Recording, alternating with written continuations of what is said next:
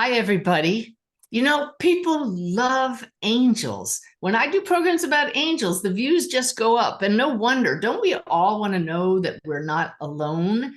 Well, I did a recent show. I called it Angels Are Real, Part One. This one is going to be a little bit different of a format, but it probably will be Part Two because we're going to be answering questions from a lot of you, those who sent them in the past. I have them right here on my iPad, ready to scroll through them and ask them of my very special guest, who I'll introduce shortly. But first, I want to tell you that I was talking to the angels in meditation about 3 days ago. And after reading the book of my guest today and some future guests who are going to come on and talk about angels, I sat and I said, look, I know you're real. We talk all the time, but these people in these books are saying there are so many more of you around than we're aware of, and that there are more angels than there are people asking for help. Are you paying attention? So I said, if you really are with us moment by moment and are here to answer any questions we have, what sign are you going to give me to answer yes? And right away, I heard Eureka. And I wrote it down because I love to play the sign game. I encourage all of you to do that as well. And then you just sit back and wait for whatever the sign is to come into your life. And I thought, boy, it's been a while since I've heard or seen the word Eureka, but I trust spirit. So you just put it out of your mind. And last night, we had a big shipment arrive by FedEx. It was a stone sculpture that we had bought in Santa Fe over the summer, and I was so excited. And the sculptor sent a magazine because he's featured in it. And he had marked the page where he's featured. Are you ready for this? I open it up, and the title of the article about his work is Eureka, in great big letters that you couldn't miss. I took a picture of it. I think I'll frame it. It's one of those moments where you know it's coming because I know I trust the angels, but you just can't deny this. And what's really great is this morning I went to look at this article again, and the sculpture we got is a figure 8 carved in stone. It is the infinity symbol. And a voice inside, one of my angels, one of my guides said, look at the page number of the article, and it's page 88.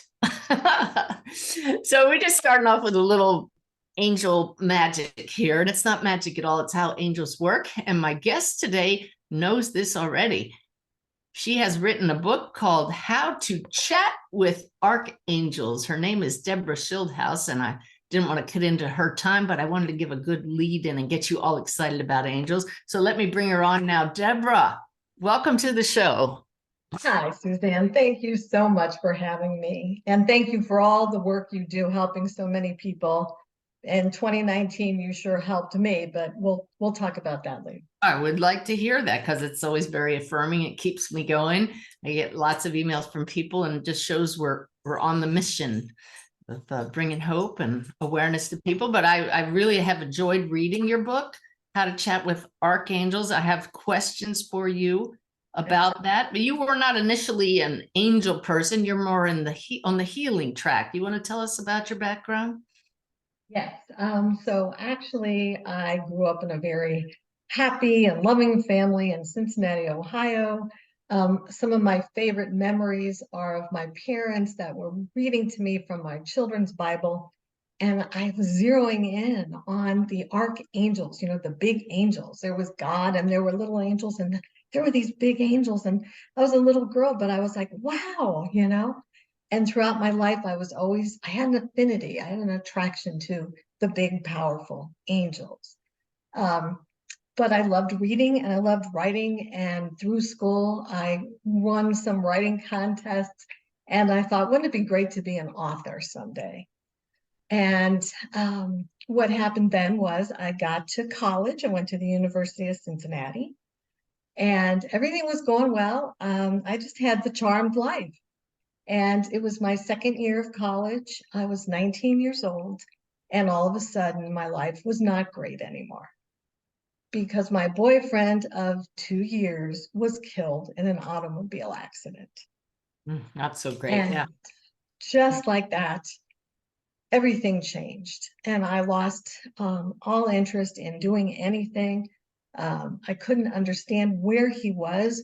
I went to his funeral, of course, and he was in the casket, but the spark that was him was not there. Where did he go? I couldn't understand it. And I wasn't getting answers anywhere. And I basically for 6 months, I didn't want to go to classes. I didn't care about studying. I didn't care about social life. It was really tough. But then after 6 months, my sorority sisters sat me down and said, you've got to start living again. You've got to join the living. And we want to introduce you to a man we know. He's a student. He's an accounting student. His name's Howard. And we really want you to meet him, and because you're going on a blind date with him. That's it. And so I agreed reluctantly, but I went on the date with him and we had a great time. It was really nice. And on the date, he said to me, would you like to go to a Jethro Tull concert? Because they're coming to Ohio State in a couple of weeks and we could go. And I said, well, my parents would never let you drive me, somebody that they've never met, you to drive me to another city, another campus, 2 hours away. I said, so you're going to have to come meet my parents. And so he said, sure, I'll meet your parents. That's cool. So we made a date and a time where he was going to come meet my parents. Well, that didn't happen because that morning my father died of a heart attack. Oh, 56 years old. goodness. I just did a reading yesterday for a young woman who was about the age you're describing you were, and her father passed suddenly from a heart attack. It's very much in my awareness right now. And is this in your book? Because I missed that part. It's actually in my first book. Yeah, I'm thinking I always like when my guests surprise me, but these are not the kind of surprises you like to hear. So, wow. Yeah. So the two men that I loved the most in my life were gone in a 6-month period. And I was a daddy's girl. And this was unbelievable. And Howard, he couldn't believe this was happening. Again, my sorority sisters had called him and said, you're not going to go meet her parents. But he came to the funeral with my sorority sisters. And that's where he got to meet my mother, my sister, my brother-in-law, and then he got to see my father in the coffin because it was an open casket. That's how our relationship started off. Well, I have to tell you that I don't know your family history, but when you came on screen, your name is not Debra Schildhouse, it's Howard. So I somehow know that you share a house with Howard to this day. How many years later? In June, we'll be married 50 years. Oh my goodness. Wow, you must have married at age 10. Oh, well, thank you. Bless your heart. Yeah, so he hung in there. It wasn't easy because I was scared that he was going to die. I was a mess, and he could have been dating all kinds of fun girls with no baggage. And here he is. He hung in there with me. Thank you. So that's how it all started.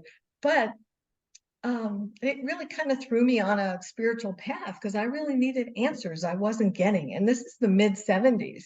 And it is like, today where you can find so many books and so much information on the internet. I mean, you were lucky to go to a library or a bookstore and pick up 1 or 2 books on the subject. But, I just kept on trying to understand death.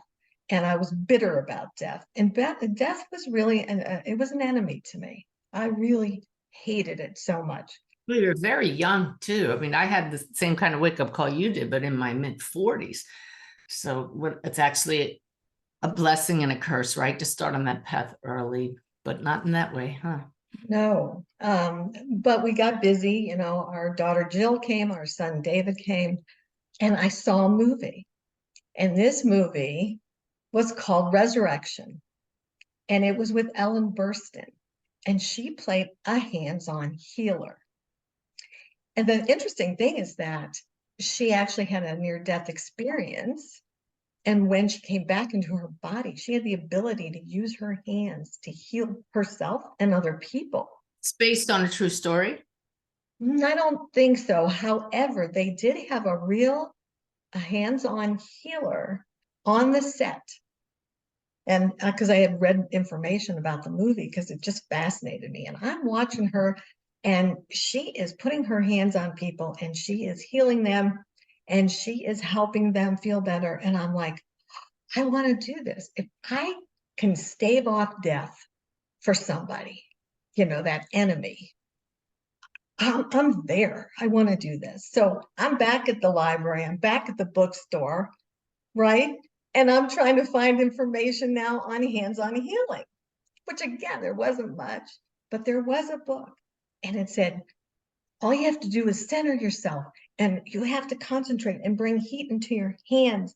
And then, you'll be okay. You'll be able to help people. Well, I wasn't good at this. This was not working for me. I'm like, let's go, and I would be practicing like on my friends that had a headache or something. It wasn't stellar, I'll tell you. So the years go by and it's now 2009 and our children are grown, they're adults, and our daughter Jill, she comes down with viral meningitis. And she was in such pain, in such misery, and the doctors, they were trying so hard to try to figure out what was going on with her, and the pain pills weren't working. And here I am in the middle of this horrible 2-week period, and I'm trying to put my hands on her and forget about it. It was terrible. It just didn't work. I needed something that was more effective. Well, thank God she recovered. She went back to her busy life, but I never wanted to feel that helpless or hopeless again. And I had heard about, it was a healing, it's a touch healing technique called BioTouch. And I'd heard about it. And interestingly, the BioTouch Center was only about 10 minutes from our house. We were living in Tucson, Arizona at that time. And Wow, so, that's good. I'm sorry? Coincidence, right? 10 minutes away. Yeah, right? And so I went there and I was delighted with everything when I took the classes. You don't have to center yourself or bring heat in your hands. It's these 4 fingers and you just lightly touch specific points on the body. And it depends on what area you need to work on, but it brings down inflammation levels, pain levels. It helps with all kinds of disease symptoms. And it's easy to learn. And the people that were working there giving these sessions, it was just donations only. Everybody was a volunteer. I was like, oh my God, this is awesome. I can do this. And so I took the internship program. I started working. I became a certified practitioner, started working on people and people who had strokes. Well, they were, their arms and legs were moving easier. People that had diabetes, I would work on, and they could use less insulin. I mean, I was seeing all these amazing things go on. And so the director, Paul Bucky is his name, director, he was the founder of BioTouch. He said to me one day after I'd been working there about a year, he said, more people need to know about BioTouch. Somebody needs to write the book. And I went, oh my God, I could do that. I wasn't a professional writer. I was just writing for my own hobby, but I said, I can do this. I got to do this. You had that calling since you were younger. Yeah, I know that. So 3 years later, I had the manuscript ready and it was published. And you know him, Dr. Gary Schwartz, he actually wrote the foreword to my book. That's a big deal. Yeah. It is. And he was so impressed. He actually did studies on BioTouch in his, lab. Huh. And so he was happy to write the foreword. So that was all fabulous going on, right? I was helping people feel better. Maybe I was staving off death, my enemy, right? You still felt that way after all those years. I absolutely. I put that down when you said it, and I just want to make the point, and I'll come back to it again. It's not our job to stave off death. Do you what I don't want to say do you agree with that? What are your thoughts when I say that? Well, I understand that now. Okay. But I certainly didn't at the time. I was still trying to understand it. I was still trying to find answers. I was still reading every book I could get my hands on. And it's interesting that mediumship, although it was somewhere out there in my mind, I never did anything about that. I never went to a medium. I never, pursued that, which is strange since I was doing so many other kinds of things. Why I didn't do that, I don't know at the time. Calling, right? So, right. Mhm. So then what happened was Jill and I, this is now 2019. Jill and I took a mother-daughter trip to Sedona. And it was just for the weekend. And while she went to go get a massage, I went to a medium. And this medium, she was great. Her name is Cynthia Beck, and she gave me an incredible session. And she had me actually doing things during the session. And at the end of the session, she said to me, "Do you know that you're a medium?" I said, "What?" She said, "Yeah, you've got tendencies. You really have a talent there, raw talent. You should study mediumship." And I'm like, "Oh my gosh, no." She goes, "No, really, you should." She says, "And I know just who you can take online classes from." I said, "Well, who?" And she said, "Her name is Suzanne Giesemann." And I said, "Okay." It's And not. so,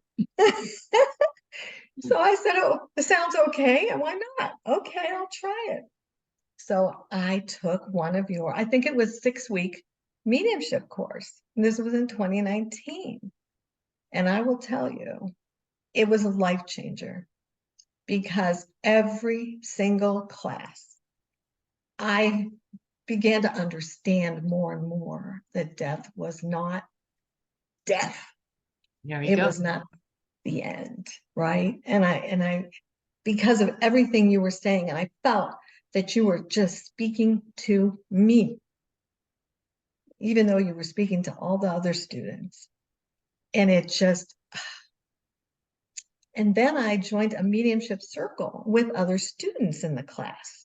You know, we would have those breakout sessions, and then, you know, this was. I could just let everybody know it's probably one of the same classes that I'm teaching again live with the Shift Network starting in December. There's an event talking about it coming up in November, but all the details will be on my website. But your kind of reaction is similar that I hear quite often, that people don't realize this is an innate ability.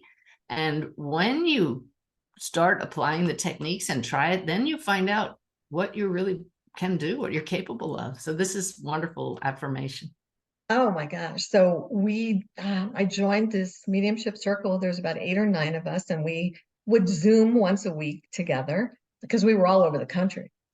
And we were actually able to bring evidence from across the veil, bring in loved ones, each other's loved ones, and people brought in mine. And it was like, hallelujah, you know, this Welcome is to it. my world. This is what. Right. This is you don't have to be born doing this, as you and I know. We are going to talk to angels, everybody. So hang in there. This is the backstory. So that was it. That was like, okay, I made peace with death. I understood it. It made sense finally. And I realized that it wasn't a mistake or an accident that took my boyfriend so young or took my father so young. Because I thought, oh, this was not meant to be. This was an accident. This shouldn't have happened. But no, I understood. And it was just so amazing. Just to interrupt, Deborah, for those of you who might be new to this, what we find out through mediumship is death is transition to a different chapter in our ongoing life. And while we miss their physical presence here, mediumship shows us that life is eternal. And so when we say this shouldn't have happened, that's because we're using the limited human perspective. But you learn to have the soul's bigger picture, and it changes the way we look at everything. So then what happened was COVID. So COVID happened, and I never saw so many people that were so depressed and so scared and so upset. And it was like a pall over everybody and everything. But at that point, I had already been communicating with the archangels for almost 10 years. And I was getting beautiful, uplifting, encouraging messages.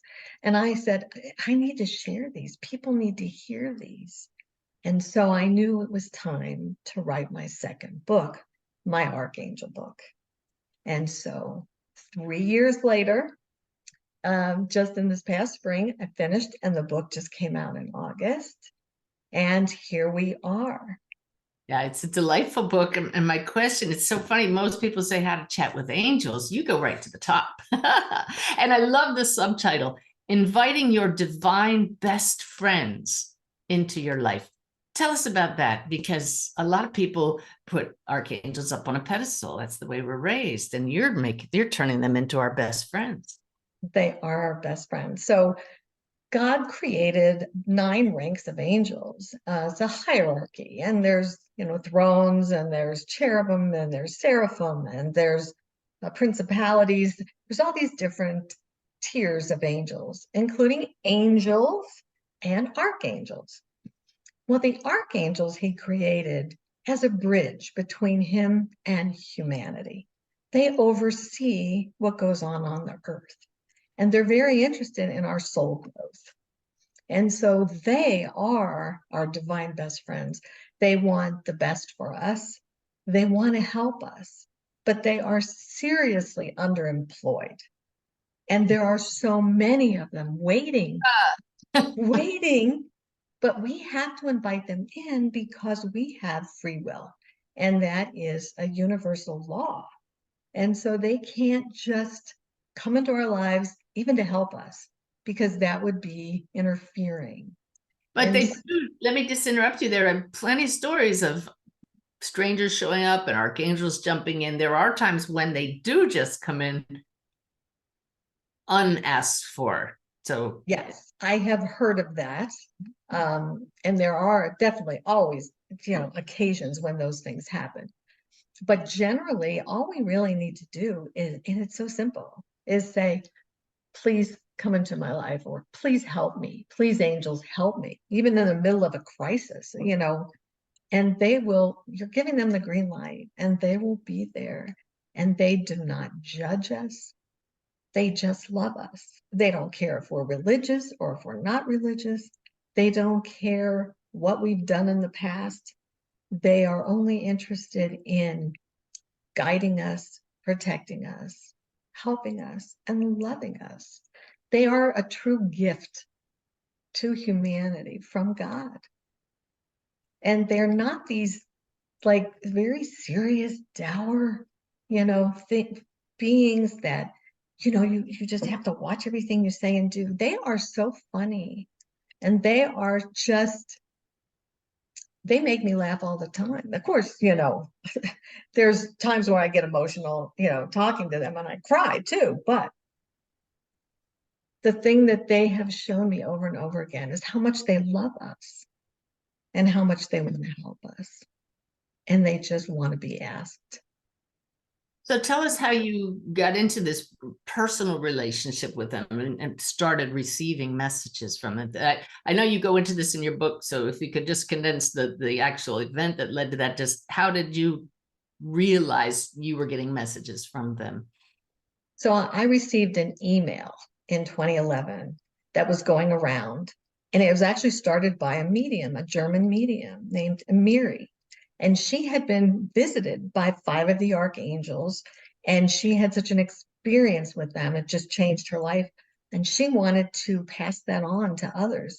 So she created these emails, and I got one of them from my friend. You know what, I couldn't wait to tell you, Debra. I got it too. And my assistants and we did exactly what you did. It was like a chain email, right? Like, do this. It wasn't going to do this and or else, but there were specific steps, and you did it and somebody else did it. And I thought, was that 2011? And it absolutely was, because I remember where I was living at the time. So to read that in your book, it cracked me up. Yeah, it said, just, make an altar and put a flower, and it just had all these directions. And it said, here's what's going to happen. Archangels Michael, Uriel, Metatron, Gabriel, and Raphael will be at your house at 10:30 on this date, and let them in by the front door, and they will stay with you 5 days. And then you're going to take them back to the front door, and you're going to send them off to 3 other people who would want to host them. Now, I have to interrupt, because we have a lot of very intelligent people in our community, highly educated people. Not that people who don't have high educations are not wise compared to people who are, but a lot of people are skeptical, and they're going to hear this and they're going to say, are you kidding me? You know, they're going to visit you for 5 days, then you're going to leave. I had the same thought when I got the email. And what I teach everybody is, what if we follow the Bible's instructions and be as the little child? What if we're willing to at least play, to at least try? So I'm not going to go into my experience. Please continue with your experience. And I'm just saying that because I want people to, instead of just dismissing it, say, what if? Okay. Yeah. Well, so I had the date. It was going to be February 23rd of 2011. And I said to Howard, I said, honey, I said, the Archangels, 5 of them are going to come staying at our house for 5 days. And they're coming tonight at 10:30. And he, you know, he's an accountant. So he had not really examined his spiritual side that much yet. And he said, I'm going to bed. You know, that's past my bedtime, but you have a good time. So, I think a similar conversation happened in our house. and so they did, you know, I go through it in the book how, you know, I was so excited. I opened the door and there's nobody there. And I'm like, wait a minute, I don't know what I'm expecting, but I felt this whoosh of energy just come right here. And I said, I guess they've arrived. And so those were amazing 5 days. And I'll tell you, the second night, I actually figured out how to start communicating with them. And I'll go into more of that, and I go into step by step in the book. But I already was getting these amazing messages, and they told me things that came true even years later. And it was life-changing again. And then when the 5 days were over and I had to walk them to the front door, I was crying. I said, look, I said, we finally have this relationship I've been wanting. You know, I've just been wanting a relationship with you my whole life. I said, and now I've got to send you off to, you know, other people. I said, I'll tell you what, I know you're omnipotent. I know that you can be with a million people at the same time and helping out all these people. And so I'm going to ask you, will you please not go? Will you please stay with me forever? And they have been with me ever since. Yeah. It's not one person at a time. That's the beauty of being an archangel, right? Tell us how that works. You know, they have this ability. And not only are there so many, there's so many archangels that we don't even realize. We don't even know them. You know, we have certain names, but there are so many. And I found that out when one that I never heard of kept coming to communicate with me. His name was Archangel Jebediah. And because he wasn't listed on some official roll somewhere, I was like not giving him a whole lot of attention for 2 years. He was trying to get through to me. And, you know, it's like this, we limit ourselves. They're not limited, but we limit ourselves to, oh, it has to be this, this, this, and this, right? Well, what they love to do also is send us signs. And I know you know that because they send you signs all the time, and they send me signs all the time. You're a good one. Well, let me tell you, the funny thing is the 2 biggest signs they've sent me were right in front of Howard. Because I know darn well they want him to see these signs too. So what happened was about 8 months after I first started communicating with the archangels, I said to them one night, you know, I love our relationship and I love all these messages, but could you just send me a big sign, real big, real obvious that I couldn't possibly miss? And then I went and told Howard, I said, I asked the archangels for a big sign. And he goes, great. Okay. Yeah. I love Howard already. Yeah. So 2 days later, our son David was visiting us. He was living in Atlanta at the time. We were in Tucson. And I'm in the kitchen talking to David. And Howard went past the kitchen and he went out the back door to the backyard. All of a sudden, he comes back in the kitchen.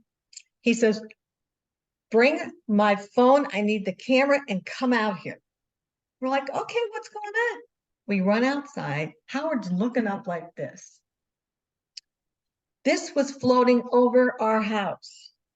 So those of you listening to the podcast, you can't see this cloud formation. It's so unmistakably a winged being. That's his angel. And it's enormous. Beautiful. It was enormous. and there was not another cloud in the sky. Isn't. And this angel floated over the yard toward the mountains and just eventually just got smaller and smaller and smaller. And that actually is on the front of my book. I asked if I could have that done on the cover, and there it is. Perfect. Wow. And I said, yay, thank you, Angel. You know what? I couldn't have missed that sign. And David said, you could have missed it because we were in the kitchen talking. If Dad hadn't have gone outside. I said, yeah. I said, Howard, why did you go outside right then? He says, I don't know. I just felt like it. I said, well, what do you think of the archangels now? And he said, I think I'm a believer. Oh, yay. Chalk Yeah. up the win. Yeah. Yeah. And there was one more sign that, if you want to hear, that they sent in front of him. Love these stories. Yeah. Okay. So in 2018, I had a back injury and I was in bad shape for a while. I was bedbound. I was in a wheelchair. It was bad. I had to have 5 months of physical therapy. I was not in a good place. And that about 3 months later, I was able to take a small road trip. And so Howard and I took a little trip to Prescott, Arizona, a couple hours away. And we stayed in a hotel. And that night I was chatting with the archangels. And a new one came through, an angel that I hadn't heard from before. And his name was Archangel Raziel. And he came through saying, I was struggling with my back, and he was saying, you're going to be okay. I know you've been through a lot, but it's going to be okay. You're not going to need surgery. You are going to heal. This has been a very healing journey for you in a lot of ways. It was just lovely. So the next morning, Howard and I take another little drive to Jerome, Arizona, and we go into a restaurant. It was called the Haunted Hamburger. And so we go in there, and it's crowded with a lot of people. We sit in the back room, and it's a big room with these huge windows, and the sun is shining, and it's great to be out in life again. It's wonderful. And Howard and I ate our lunch and talking, and all of a sudden he looks at me and goes, whoa, Deb. I said, what? He says, I've never seen anything like this. I said, what is it? He said, you've got a prism on your face. It's in your hair. I said, what's in my hair? He goes, look, and he took pictures of me and he showed me, again with a picture. I don't know if you can see. I can see the picture for those who aren't looking. It's very nice prism right over her face. Yeah. He goes, this is so weird. He says, it's not on me. If it's coming through these windows because of the sun, it's not on the table. It's not on me. I'm looking around. Nobody else in front of these windows. It's not on anybody else.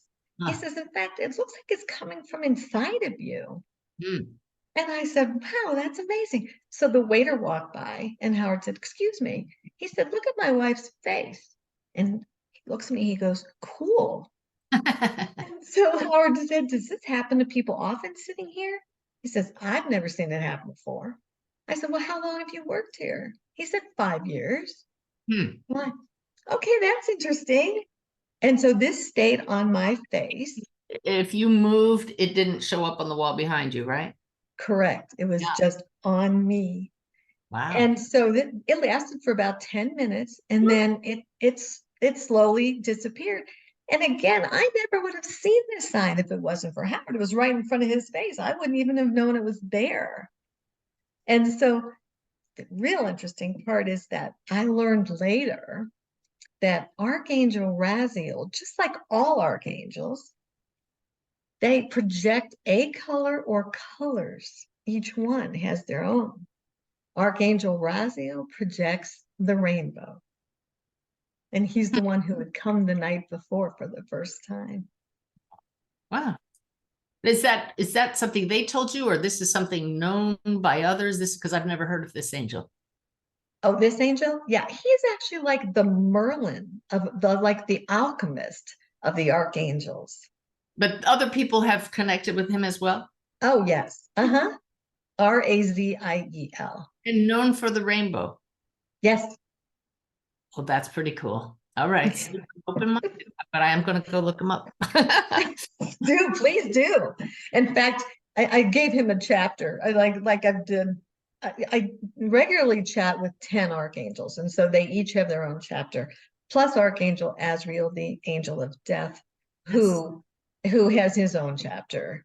And It's that not as scary as it sounds, right? Why don't you tell us about Azrael? Because that was my first encounter with archangels. I told about this in my video, Angels Are Real, about these women seeing Azrael standing behind me. Oh, he's the angel of death. And I thought, well, that doesn't sound very good, but it is a good thing. It is a good thing. He is not the Grim Reaper.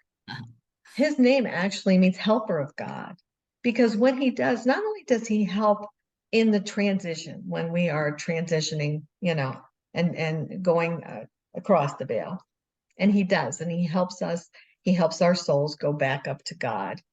But he also helps us when we are transitioning in other things in life.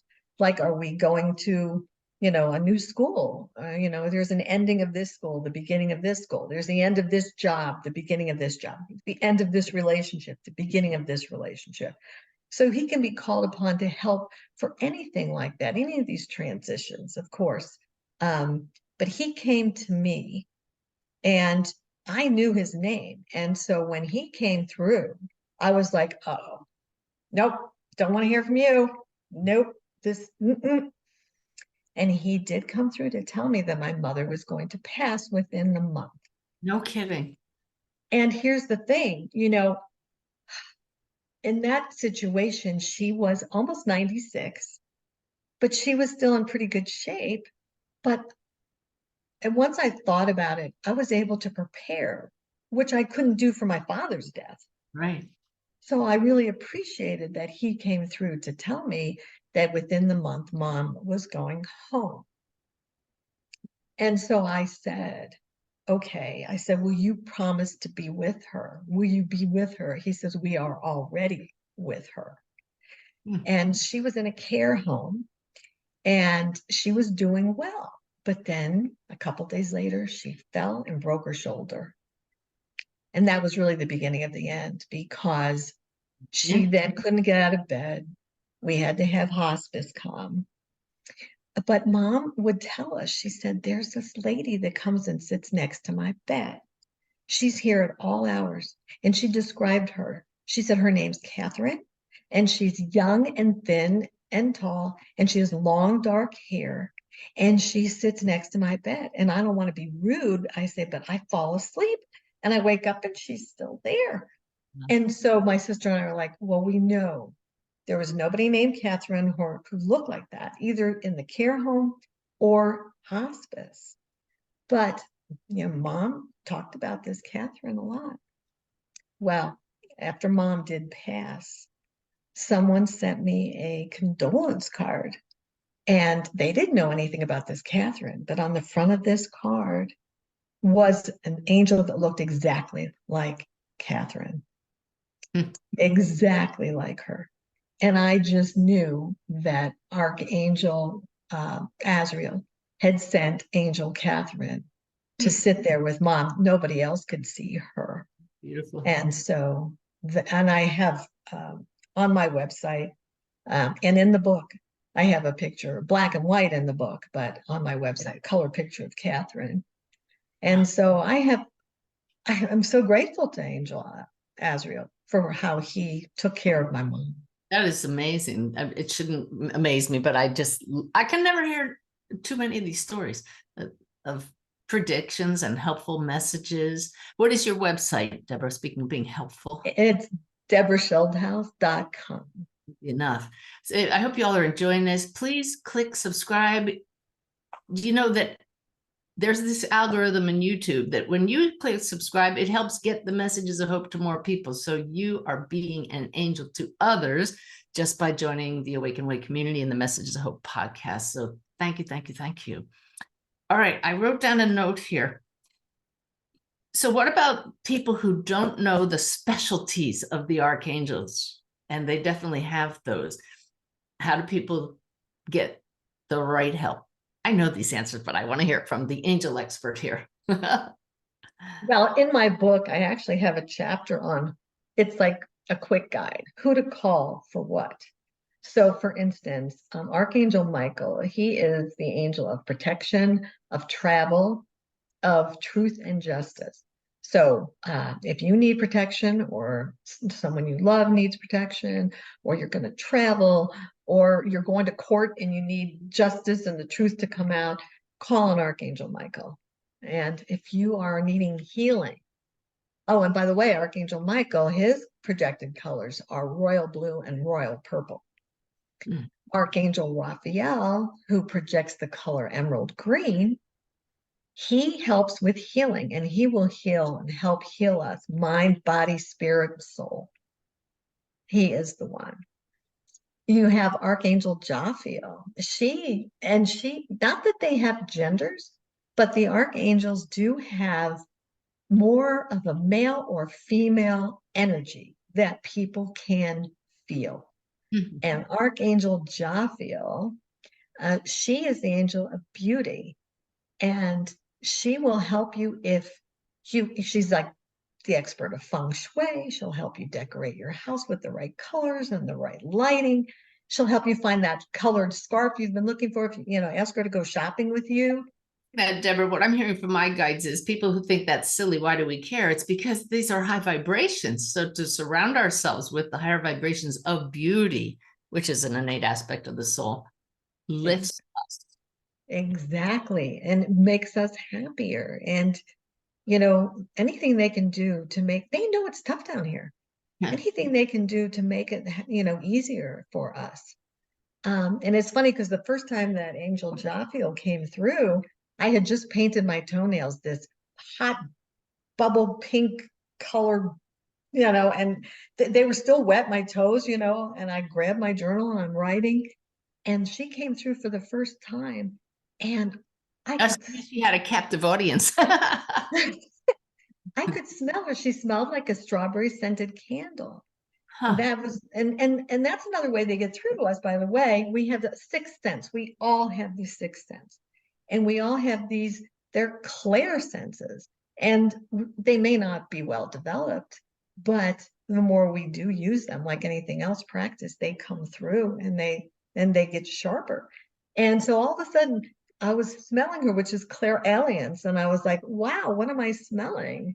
Usually I always hear the archangels. And so I'm with clair means clear, clairaudient, so I can hear them.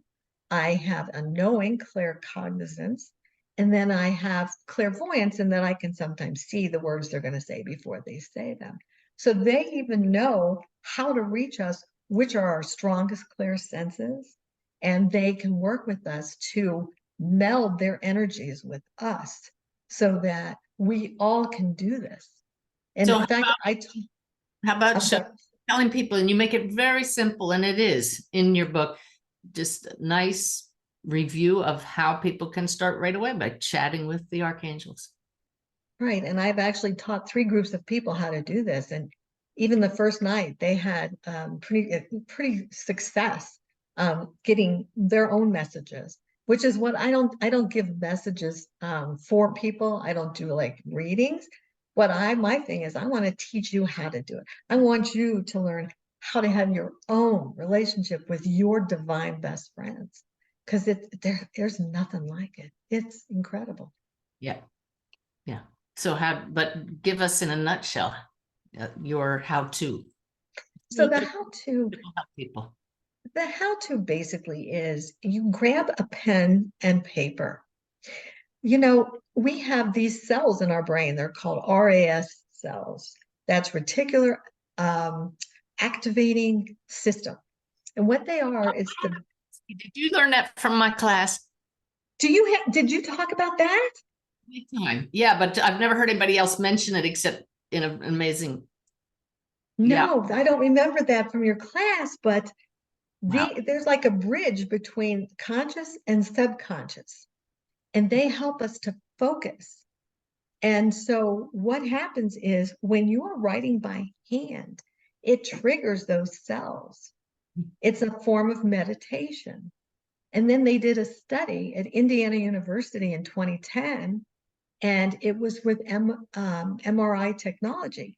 And they watched when people wrote by hand, the neural pathways of the brain lit up exactly where it does when you meditate. So I love it. I mean, that's amazing. So when you are, I've tried to talk to the angels, with my hands on the keyboard.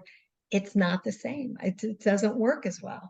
So you grab a pen and a piece of paper or a journal or however you want. And you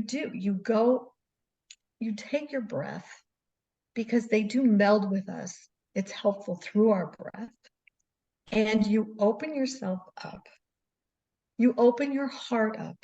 You believe. That's one of the hardest things, is just you have to believe that you can really do this. Again, like you said, in this childlike way of thinking. And you just take your breaths and you start writing down. You ask a question. What works best with me is if I ask a question and write it down at the same time.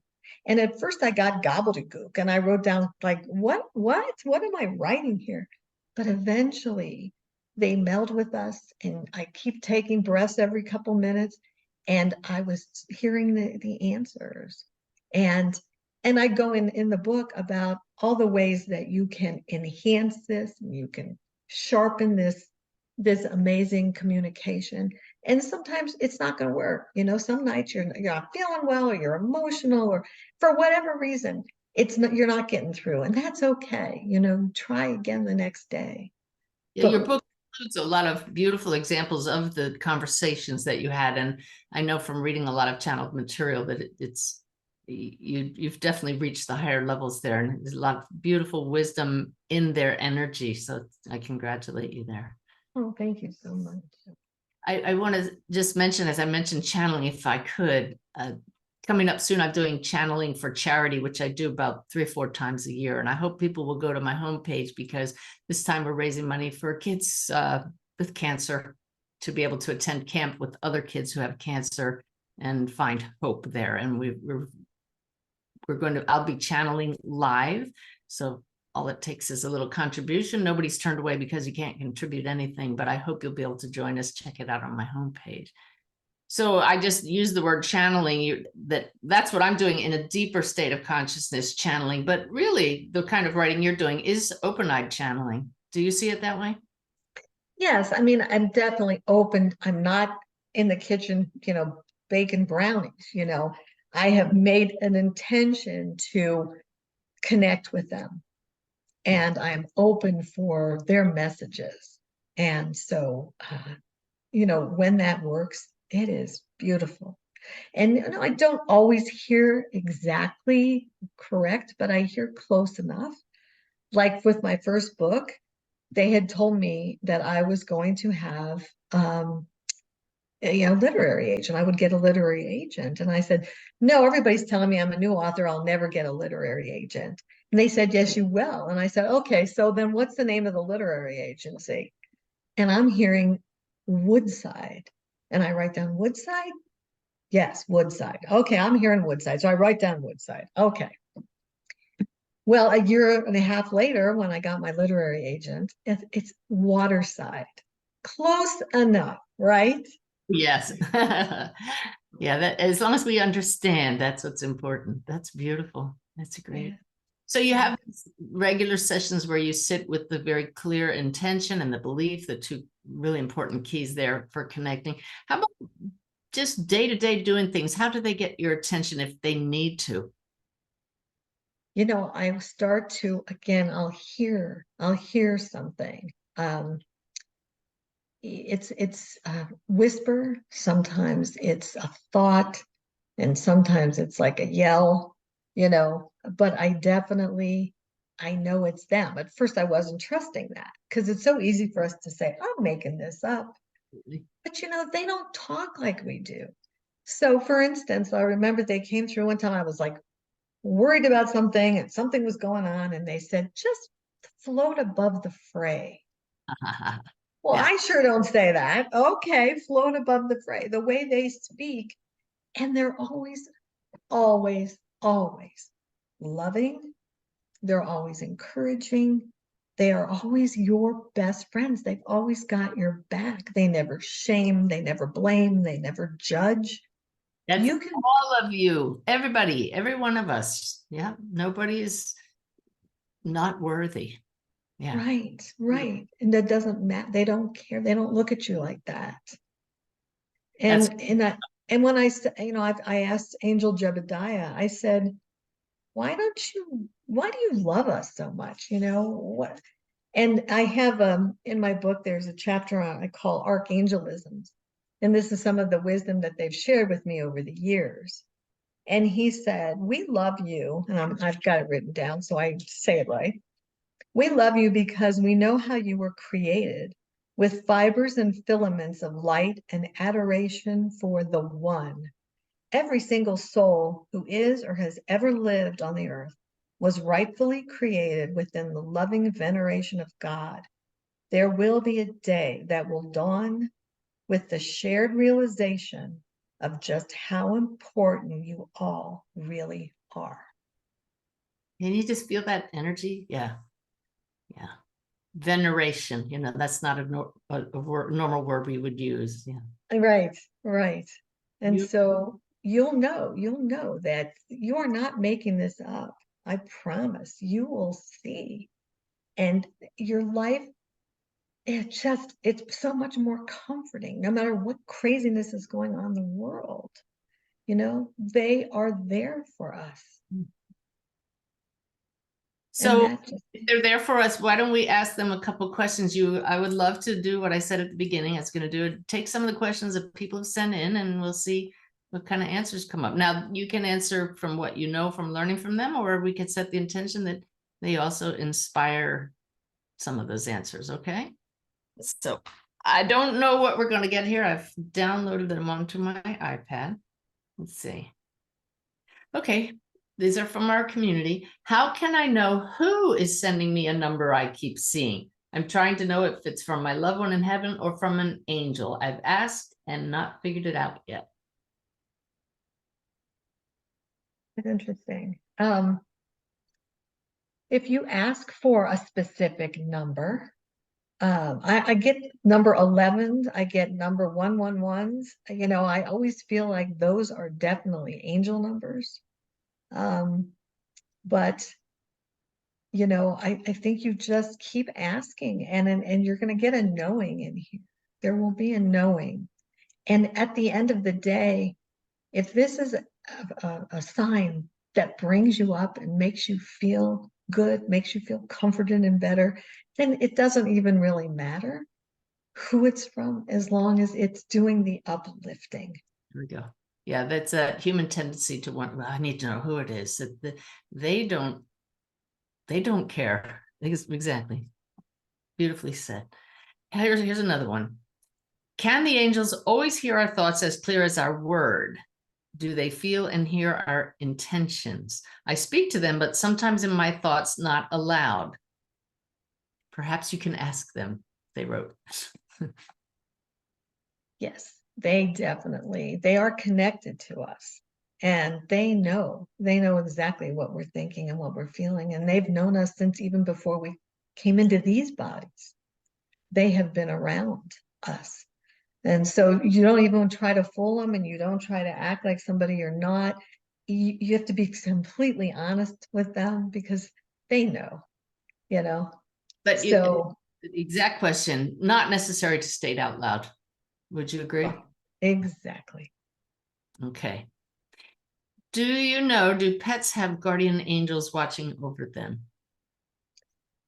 I don't know if they do or not. However, um, when the archangels came to that first 5 days when they were with me in the house, we had our pet parrot Monty, and I know he could tell, he could see them, he could feel them. He acted differently those 5 days when they were in the house.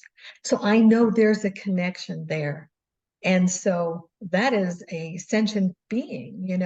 And so I know that Monty was his name. He had some kind of connection with them. So it just makes me feel like it'll continue.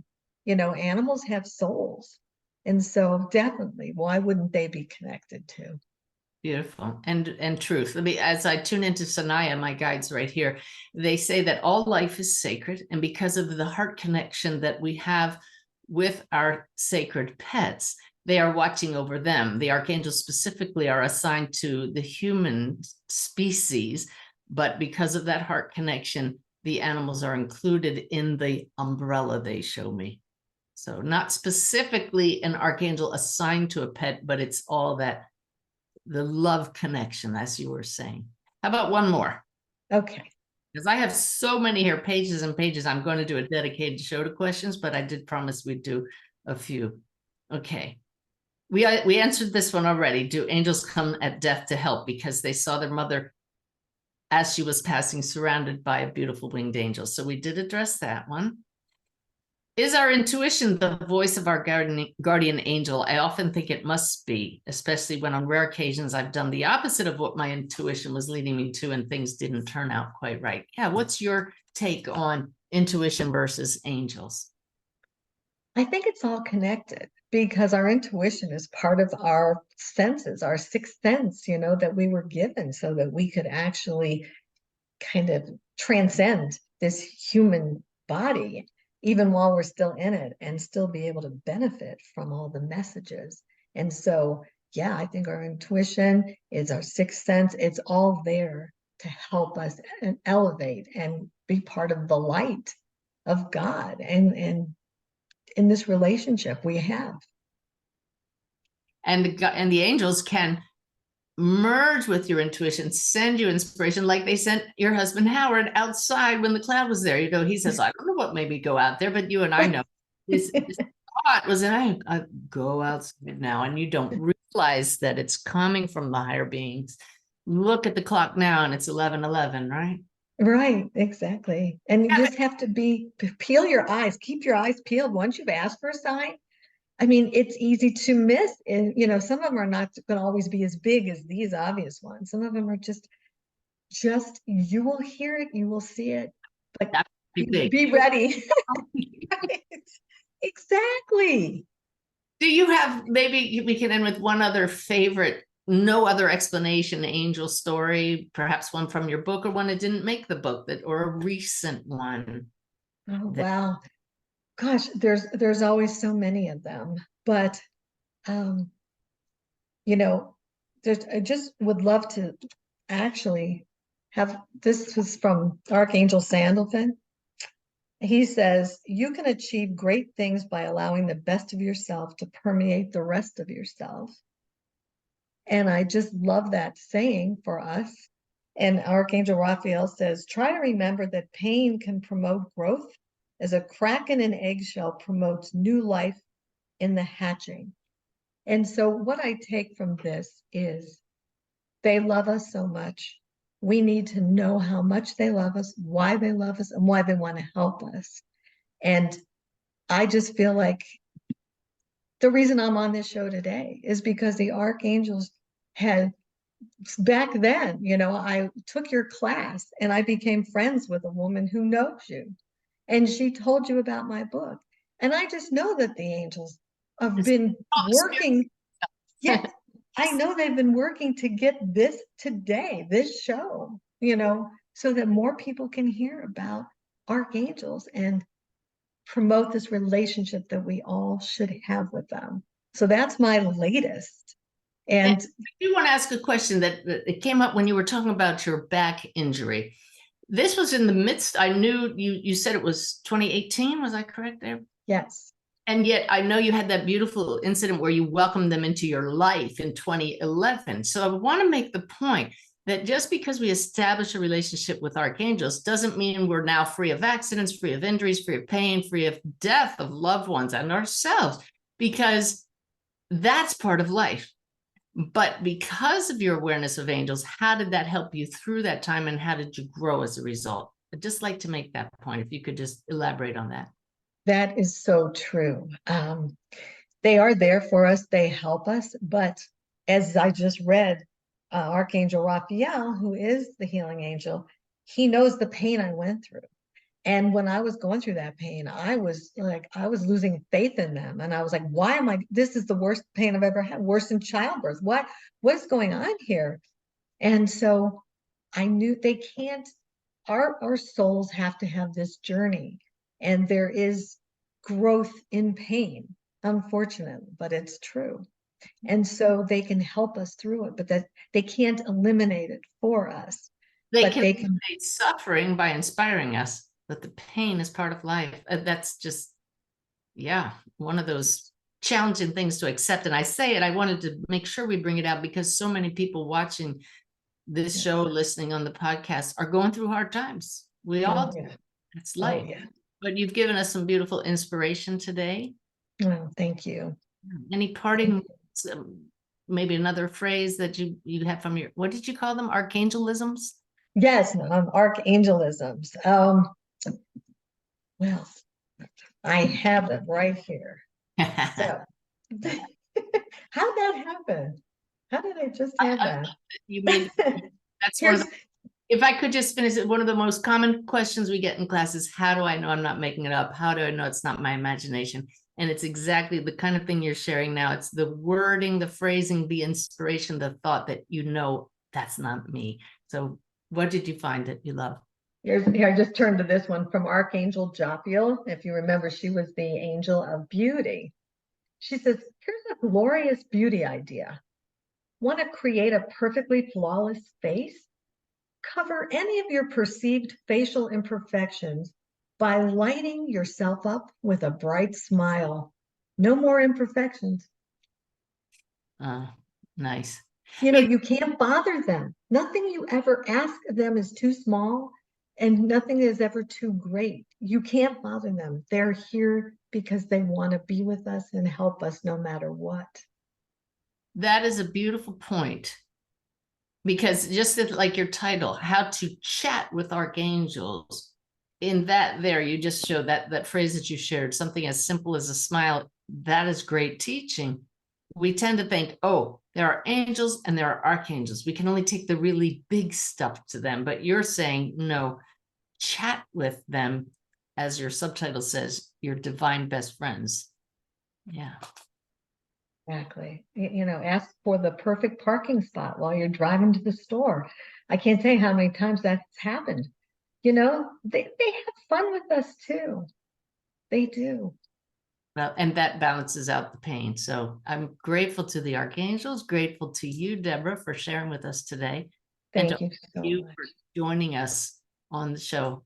Hope you've enjoyed it. We will be talking a lot more about angels. I have more angel experts coming up, including the woman who started the whole angel craze many decades ago. If you don't know who that is, stay tuned. You will get to meet her. But in the meantime, you've joined the ranks of those who are putting some really good information out there, Debra, and I thank you. All right, everybody, you go out and have a great rest of the week. We'll see you back here next week.